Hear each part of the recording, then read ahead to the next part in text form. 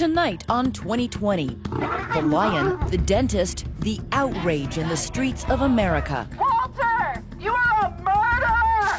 How the pride of a nation and a trophy hunter with money to burn set off the uproar heard round the world. Cecil. If the lion didn't have a name, do you think we'd have this outcry? We're taking you to Ground Zero, where it really happened. The only American journalist there on the ground in Zimbabwe. This is Cecil's kingdom, all of this. As the sun goes down, their hunting bows go up, and a 15-hour dance of death begins. They use that food to bait him across these tracks and over into private property. A lure, then a light. A spotlight would have come on.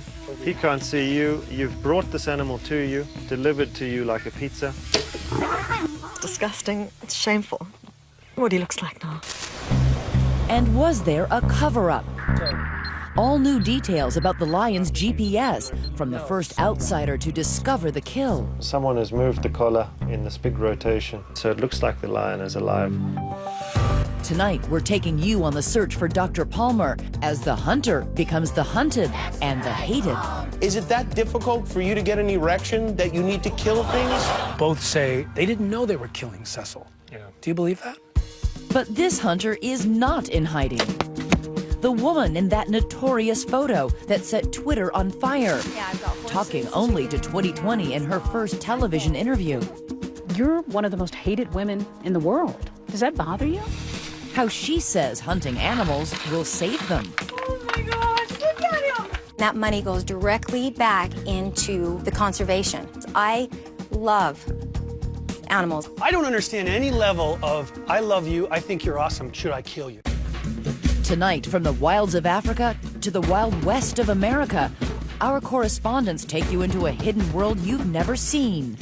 If you could say one thing to Dr. Walter Palmer, what would you say to him? After tonight, what would you say? On these sweeping plains, one of the planet's most fearsome predators was born, destined to take his place atop the food chain. And one day, the whole world would know his name, Cecil. Cecil would have been born in a litter, typically 3 or 5 cubs in a litter. They're still blind. They're completely vulnerable. They're licking, they're bonding. Mum comes in and gives them that protection. And that's where this pride idea develops in lions.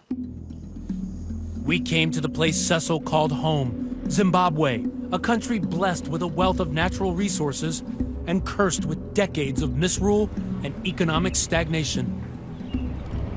And here, just over 100 miles from the breathtaking Victoria Falls, we arrive at Hwange National Park, a vast preserve the size of Connecticut where Cecil lived. His neighbors included these giraffes, zebras, and elephants. Look at the size of this guy. We've got a front row seat today to one of the most amazing sights you'll ever see. A group of about 50 elephants stopping by for a drink. Incredible. But don't let the pretty pictures deceive you. As our guide Dudley explained, this place may be beautiful. You're standing here, I'm talking to you. On the other side there you get animals coming, and sometimes you get surrounded with animals that you can't even make it to the car. But it can also be deadly. You see what I was saying? Yeah. You see what I was saying? Wow. Guys, I think we have to move. There's Okay. more elephants coming, guys. Okay, let's move. Okay, let's move over.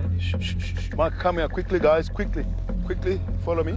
We were lucky to make it, and Cecil was too. At least 67% of lion cubs don't make it to adulthood, dying of starvation, disease, or infanticide when the new males take over the pride. But Cecil survives and thrives, a triumph of biology. By his first birthday, his first roar. By his third, he starts asserting himself. That's him on the prowl. Large in size and stature, demanding a bigger share of the pride's kill. The dominant males most likely kicking him out and on his own. He's much bigger than a lioness now, and he's dominating things at a carcass. Would he have been a big guy from a young age based on how you saw him? Yeah, absolutely. And at one point, he decides it's enough is enough, he must go out on his own. Brent Staplecamp is the closest thing we have to a Cecil biographer, a lion researcher with Oxford University Stable Camp fitted Cecil with a tracking collar in 2008 and has studied his movements ever since. And now you scan, and you get that sort of noise in the background, but there's a very faint beep. I think he's in that direction now. For the next few years, Cecil roams terrain where only the strong survive, fighting for food and a pride of his own. And note this special feature, that distinctive black mane, known to friend and foe alike. The darkness correlates to a lion's strength and vigor. Plus, the lionesses love it. What's the significance of that black mane? The females will actually select for black-maned lions and give them more mating rights than the blonde counterpart. Big black-maned lion, and just knows that he's the boss. Then, a development no one expected. Cecil forms an unlikely alliance with the son of a pride leader he once killed, a lion named Jericho, who would play a larger role later. We get a message from a safari camp to say, Brent, we've got Cecil and Jericho together. They're fighting, but they're together. 2 days, 3 days later, they're seen walking together. There's photographs of them rubbing heads and things. The lions scratch and claw their way to the top, their own pride, and Cecil becoming the king of the largest kingdom in the park. But the menacing top cat in the land has another surprising role in the park, that of a camera-ready superstar. Sissu was very relaxed, and everyone could take picture of him close to the vehicle. The other lions that you would see here, you get close to them, they will run away. The Sissu was so used, maybe he was camera addicted. In a country suffering with both economic and political turmoil, Cecil was one of the few bright spots here. He helped bring in millions to the tourism industry. Thousands would come from around the world just to see him. His full black mane, a symbol of strength and power.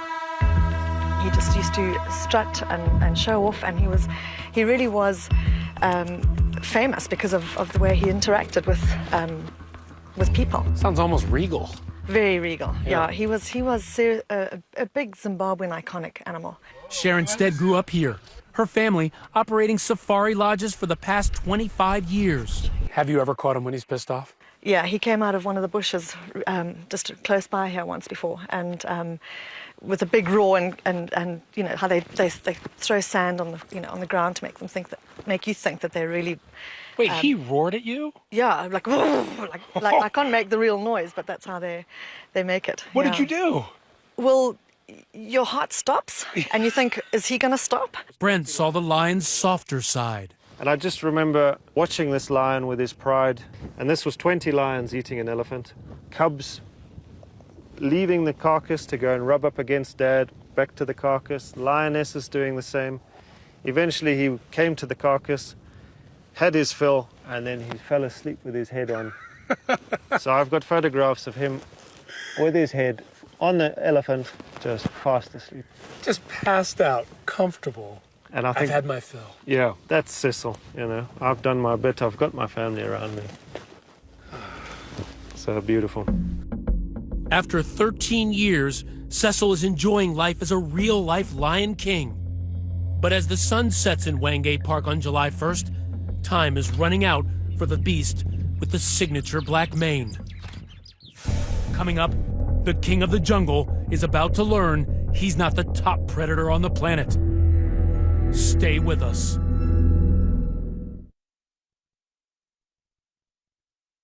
We continue with 2020's Hunter and Hunted. Here now, Deborah Roberts. On these sweeping plains, one of the planet's most fearsome predators was born, destined to take his place atop the food chain. And one day, the whole world would know his name, Walter Palmer.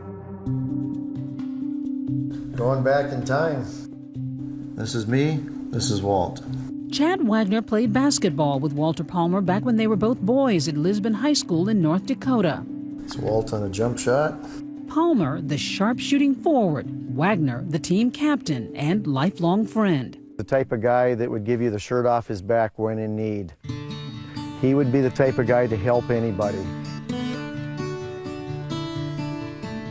Lisbon is a farming community of about 2,000 people. Walter grew up with a brother and sister in this attractive ranch-style home. just walking distance from the main street in town. His family were very well liked. His dad was a doctor. Obviously, being a doctor in town, you're one of the most important, prominent people in town. This is typical North Dakota. Now we're heading out into more dryland territory where you'd see more wildlife. Chad showed us the fields where, as youngsters, he and Walter would hunt pheasant, geese, and white-tailed deer. About as quiet and desolate as you come. We had a lot of good times up here. Back at school, Chad says Walter stood out, an honor student and class leader. Folks here weren't surprised he followed his dad into medicine, eventually going to the University of Minnesota School of Dentistry. We invite you to come to River Bluff Dental. Dr. Palmer would go on to open River Bluff Dental in suburban Minneapolis, this video publicizing their expertise. There's many different procedures we can do. We have restorations that we can do. He became an award-winning dentist, his polished reputation filling a golden bank account, a Tony home in town, and several others around Minnesota and as far away as Florida.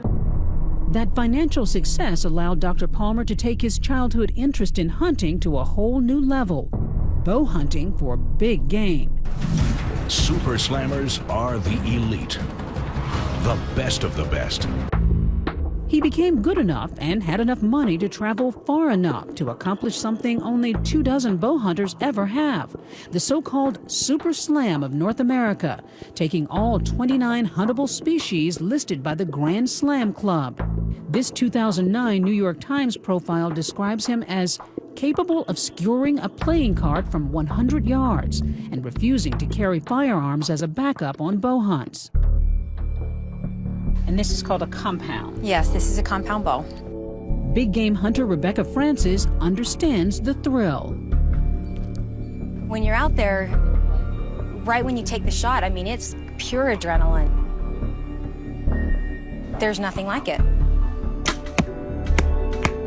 Oh my gosh, look at him! Look at him! She lives in Wyoming, but like Palmer, has taken her shots around the globe. When it comes to hunting and the shots and the celebration, do you think people just don't get it? They don't get what your world is all about? I think that people are raised in different cultures. And people that were raised in an area like this, it's part of their life. People that have lived in cities, they don't understand it. What the heck are we looking at here? So we've got buffalo burgers, we've got buffalo roast, we've got buffalo steaks, we've got cougar meat right here. You can eat cougar. Absolutely, and it's good. Francis says some hunters are all about feeding their families, but pretty much all of them have a boundless love of the outdoors and support conservation. We need to help people understand what hunters do for conservation, what we do for the future of wildlife. Dr. Palmer was as passionate a hunter as they come, but along the way he seems to have lost sight of some of the rules. In 2006, he was hunting black bear in northern Wisconsin. He had a permit to kill a bear in one county. Trouble is, Palmer actually shot a bear in another county 40 miles away. These never-before-seen photos obtained by ABC News show the aftermath of that expedition. As soon as the bear was killed, Palmer and the 3 or so guys he was with, guides, they agreed they would lie about it. U.S. Attorney John Beaudry got involved when Palmer took that illegal bear across state lines back to Minnesota. He was lying to us. He was offering to pay, it turns out, about $20,000 to keep the others who were in the hunt, to have them lie. So that's a fairly aggressive cover-up. But his friends didn't take the bait. The bear guides sang like canaries. Palmer eventually pled guilty to felony charges, paid nearly $3,000 in fines, and was sentenced to a year of probation. He said he was remorseful. He said he was very sorry for what he'd done in this lie. And one would hope that'd be the end of it. But it was not the end of his troubles. Back in the dental office, Palmer had been slapped with a sexual harassment suit. He settled out of court for a hefty sum without admitting wrongdoing.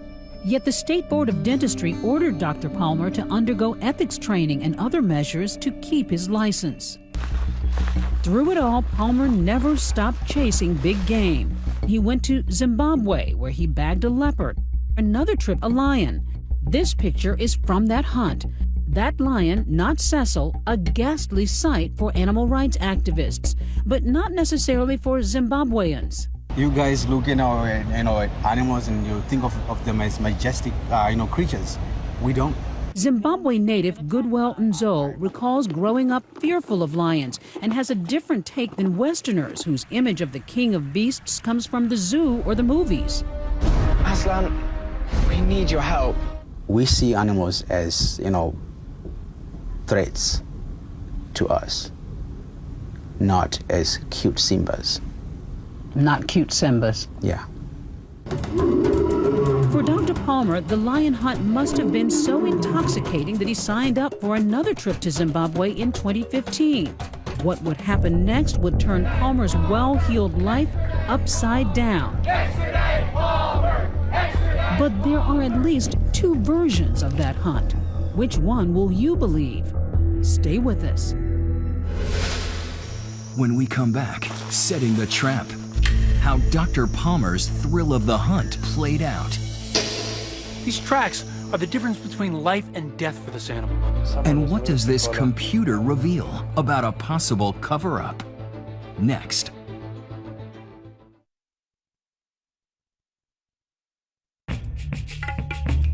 It is the morning of July 1st. As the sun rises on Hwange National Park, Dr. Walter Palmer is just arriving in Zimbabwe, eager for the thrill of the hunt. It costs big money to hunt big game, and in this case, the money is central to the legal questions that arise later. Palmer allegedly pays $55,000 to bag a lion, money that was supposed to cover a hunting permit, payment to the property owner where the hunt was to take place, and for guide Theo Bronkhorst. And do you feel you had all the right permits and everything was above board? I believe so. Palmer has also repeatedly insisted he thought his expedition was totally legal and properly handled. But if they have the documentation to prove it, they haven't released it. So what went wrong? According to Bronkhorst, practically everything. The hunt was troubled from the start, set off by the most common of snafus. The airport misplaces Dr. Palmer's luggage. As the morning progresses, Cecil is roaming the wild, and the champion hunter is roaming the airport, looking for his bags, delaying their hunt. Bronkhorst claims that because of the delay, they couldn't make it to the hunting location he preferred. Instead, the party chose a closer option, a farm called Antoinette, land abutting Hwange National Park. It was a usual trip, and according to my client, nothing was illegal about the hunt. As the day ends, the hunt begins. Palmer and his guide set out to kill a lion. But unlike lions, they aren't stalking their prey.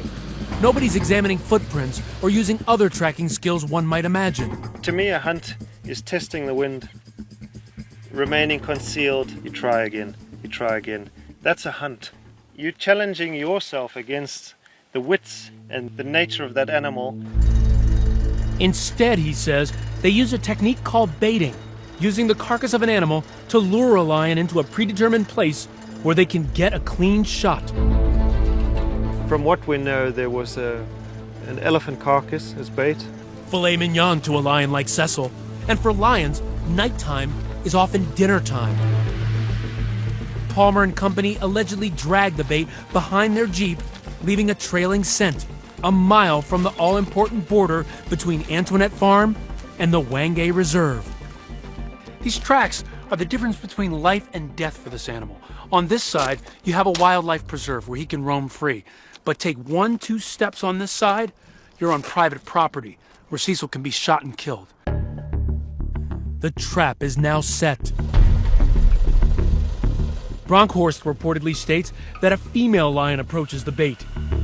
The hunters let her feed and wait. At around 10 p.m., a huge male he describes as magnificent approaches. It is the black-maned master of the domain, Cecil. You've brought this animal to you, delivered to you like a pizza. You're 40 meters away, everything is prepared. A spotlight would have come on. Cecil would have looked off the carcass into the spotlight, maybe being blinded by the light. Then, the moment that would change one life and end another. Cecil rushes off into the tall brush, Bronkhorst claiming he sensed the lion was hit, but couldn't be sure.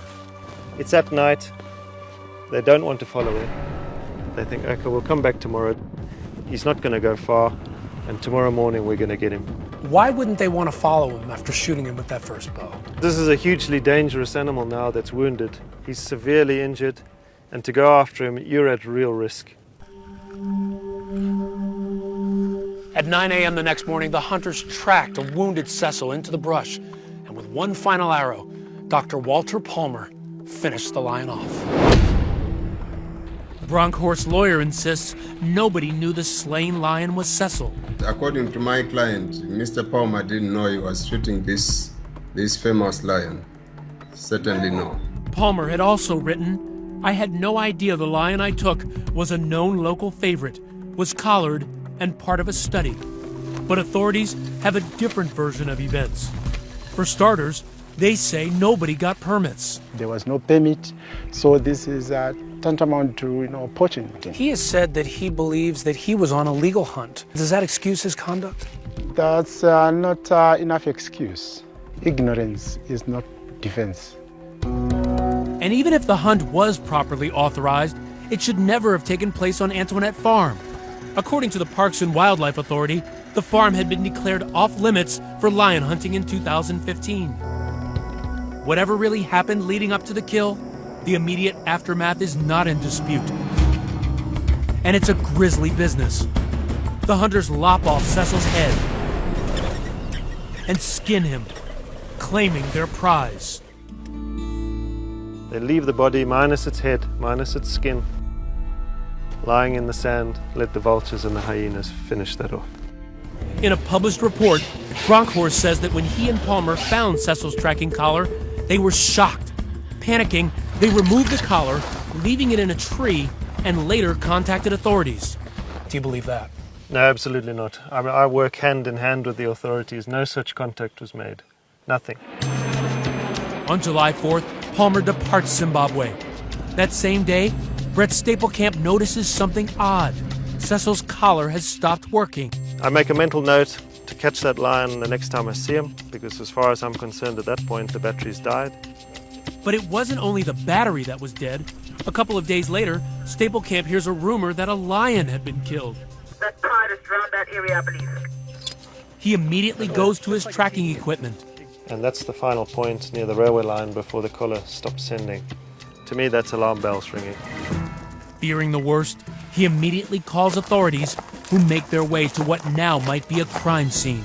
It's really very important that the killers are brought to justice because this is a national heritage which belongs to everyone in the country. Killing any lion on that off-limits property was illegal, police say. Theo Bronkhorst and the property owner are arrested and charged with poaching. Bronkhorst and Palmer both say they didn't know they were killing Cecil. Yeah. Do you believe that? I don't believe that. Both men have means. They're intelligent. You could do an internet search for Wangi lion and a picture of Cecil pops up. If you're coming to Zimbabwe to hunt a lion, you do a bit of research. They knew what they were coming for. And now, Staplecamp shares with us what he believes is the key to the case. That GPS data from Cecil's collar. Data which he says points to a cover-up. We get the impression someone is trying to fool us. Look at this. The tracker marks Cecil's position with a dot every 2 hours in the days before he was killed. The dots are tightly grouped. Afterwards, they're spread out. Staplecamp says that indicates a person, not a lion, was moving the collar. They're moving it around so it looks like the lion is alive. And now perhaps there's second thoughts. They move it one last time and destroy it in the hope that we can't track it. But we know someone is trying to, in a sense, fool with the crime scene. Absolutely. You certainly won't get this movement to there and back and there and then there. That's man. That's not an animal doing that. Someone moved it and destroyed the collar. We've never seen the collar again. This has been the final straw. Sharon has seen the pictures of the once proud lion, now reduced to the shriveled skin of a hunter's would-be prize. So you've actually seen Cecil's skin? Yeah, that's terrible. He's been wrapped up in salt, so it's completely shriveled up. You can hardly identify him. Yeah. This is terrible. It's disgusting. It's just shameful. It's shameful what he looks like now.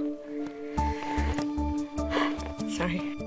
Back in Minnesota, Dr. Palmer returns to his home and his dental practice. He's awaiting the shipment of his trophy, Cecil's head. But instead, he's going to receive the worst news of his life. Extradite Palmer! The world is outraged over Cecil's death. He has the money to do it. And now, they want his killer's head on a platter. We should put a bounty on him. That's fine. Coming up, the hunter becomes the hunted. I'd like to see you as a trophy on my wall. Stay with us.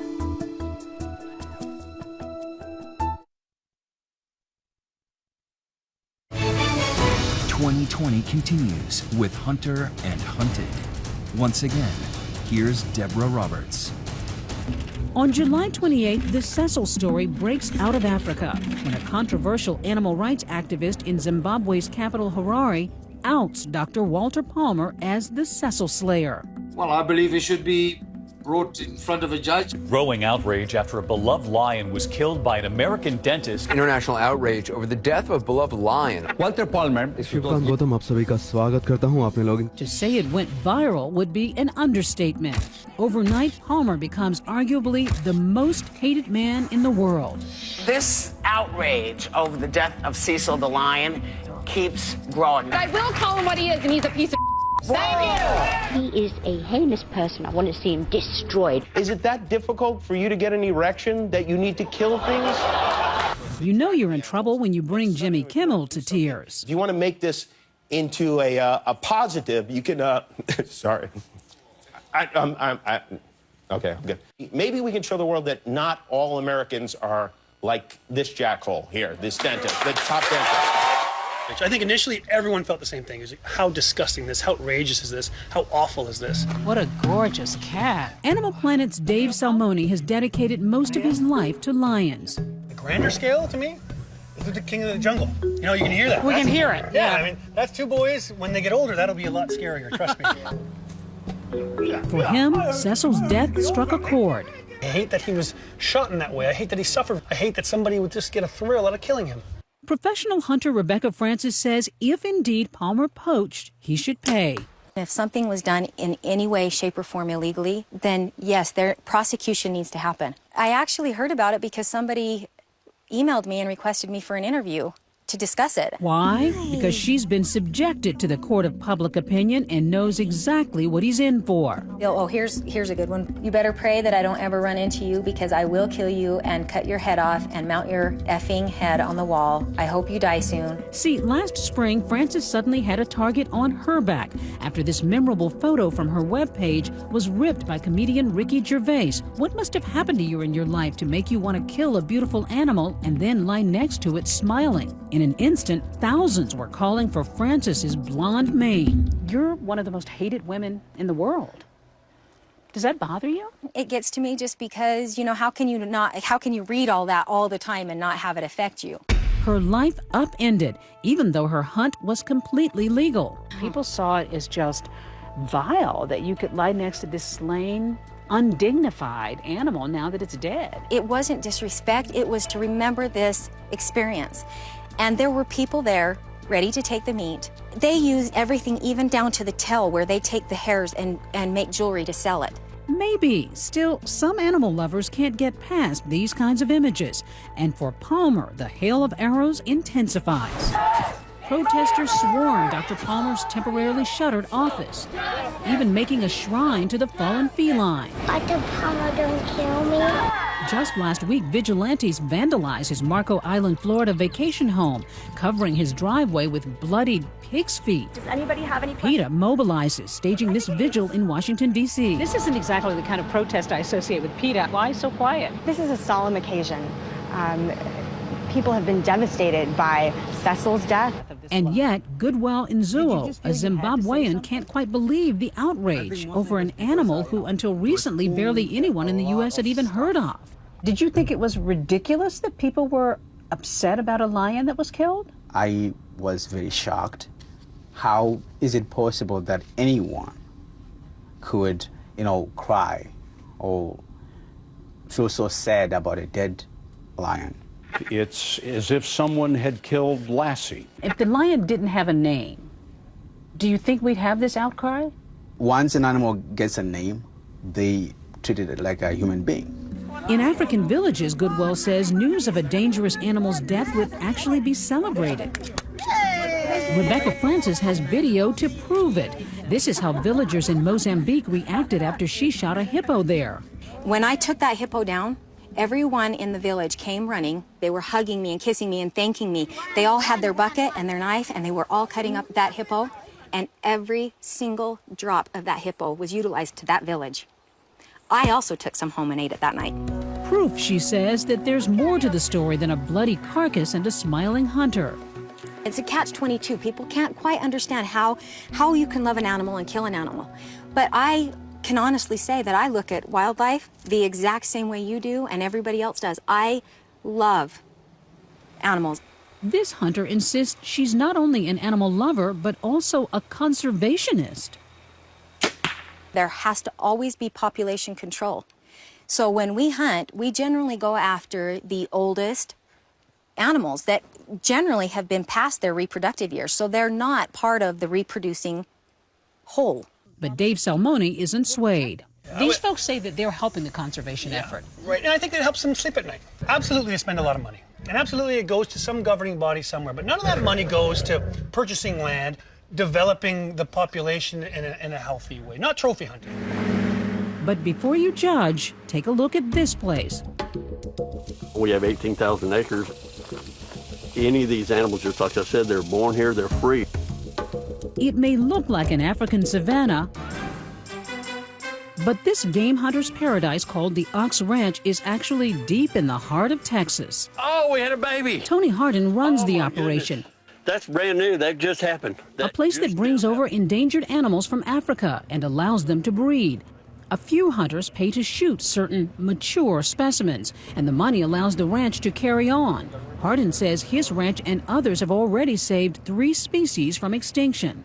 If we shoot 3 or 4 or 5 or 10 species of one mature animal out of the pasture that was born here, there's 200 babies hitting the ground. That may be true, but it certainly doesn't placate the anti-Palmer protesters. Now he's facing more than hatred. The U.S. Fish and Wildlife Service has launched an investigation, and African officials are calling for Palmer's extradition to Zimbabwe, where he could face up to 10 years in prison if found guilty. And I understand that already the processes have started, and we are looking forward for his extradition. But how to extradite someone you can't even find? The hunters, now the hunted, with everyone wondering, where is Dr. Palmer? The disgraced dentist seems to have vanished. His practice shuttered, his homes vacant.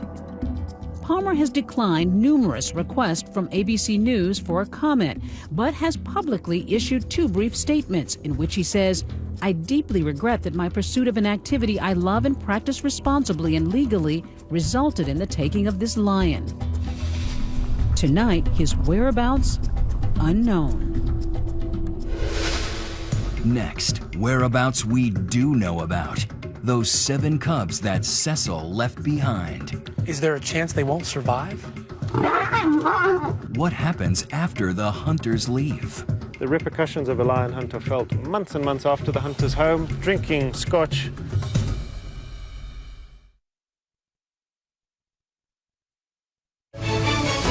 Now back to 2020 and Ryan Smith with Hunter and Hunted. They are the next generation, if they survive. Cecil's cubs, 7 in all, and with their father now gone, their future far from certain. Are these cubs at risk? Is there a chance they won't survive? There is a chance. They're in mortal danger if a new coalition of males comes in. When a pride leader like Cecil dies, new males swoop in, often killing cubs and mating with lionesses to establish their own bloodlines. The one chance Cecil's cubs have, his old buddy Jericho. After Cecil's death, some expected Jericho to kill the cubs and establish his own pride. But then, some clemency in the law of the jungle. The change in the wildlife is that, we're seeing his friend, who's still alive, who's looking after the cubs. They're not at risk necessarily from Jericho. Jericho's accepted them as his own. Oh, he has? Yeah, he's shared kills with them. They've bitten his ears and played with his tail. As far as Jericho's concerned, that's his pride. They're at no risk from Jericho. They've bonded. They have each other's scent on them. Jericho will look after them. So where is Jericho today? We've been looking for Jericho. That's Cecil's close friend and co-leader of his pride. He's been elusive. Few people have seen him, but locals say they've heard him. Okay. Here we go. So you can see he's walked this way. So it's likely that Lyons, or maybe even Jericho, was here earlier today. Yeah. They say he is in mourning, rarely seen, but often heard. Jericho's up and down this boundary, calling. Not a full-throated lion roar, as, with all the confidence, but a quieter contact call. They just... He's not wanting to draw attention in case there's other lions around. He's just waiting for Cecil to reply. He's realized that he's alone, and he's desperately trying to find his partner. The effects of Cecil's death still being felt here. What does his loss now mean to this park? Yeah, it's bad. It's not good for us. We're just devastated, Ryan. Heartbroken. The repercussions of a lion hunt are felt months and months after the hunter's home, drinking scotch, telling his friends about this lion hunt. There's animals and repercussions being felt back in Africa where he took that lion. So far, the Zimbabwean government has issued a partial ban on lion hunting. And soon, it may outlaw the killing of collared animals altogether. So a lion like Cecil, with a collar on him, that type of lion can't be hunted right now? No, you can't. Despite his agony over the loss of Cecil, researcher Brent Staplekamp has a surprising take on trophy hunting. Do you think hunting should be banned in Zimbabwe? Hunting across the board, no. I think it's too dangerous to say that and to want that. He feels lions should be off limits, but he believes the revenue from other big game hunting will allow places like Hwange to survive. Preservation is a luxury. In Africa, it's got to pay for itself. Otherwise, the argument for that land turning into cattle ranching or villages where people can grow a little bit of crops is going to outweigh the value of that land. There's an old adage that we use in this country, if it pays, it stays. So we need to see a return, otherwise we've got no argument for this. Hunters and anti-hunters both want a healthy and diverse wildlife population. That's what we want. And we need to work together to make that happen. We need to help people understand what hunters do for conservation, what we do for the future of wildlife. As for Goodwell and Zo'o, he'd appreciate it if Westerners paid half as much attention to Zimbabwe's people as they do Zimbabwe's lions. I like the idea of preserving animals, but we have these issues that do exist already that we're not even talking about. Hunger, people dying of AIDS, but all of a sudden one lion dies, then the whole world blows up. We might be naive to think that we're going to see the end of trophy hunting, but doesn't mean we shouldn't try. What? What did you say to me? Dave Salmoni, holding a cub named Cecilia in honor of the former king of Hwange Park, believes Cecil did not die in vain. The outrage has generated more awareness, more debate, and $1 million more to fund conservation efforts. There are a lot of people that didn't know how awful this practice was before Cecil's death. And now there's a lot of people that not only are they outraged by it, but they want to do something about it. Earlier this month, Cecil's face was projected onto New York's Empire State Building. And for a moment, even in this concrete jungle, he was still king. The world has woken up to the issues surrounding lions. It's brought a lot of attention to our work and to Zimbabwe, and I think that's his legacy. It's a positive legacy. So after tonight's program, we want to know, where do you stand now in the debate over big game hunting? You can let us know on Facebook and on Twitter. I'm David Muir. And I'm Elizabeth Vargas. Thank you so much for watching tonight. And for all of us here at 2020 and ABC News, have a great night and a great weekend.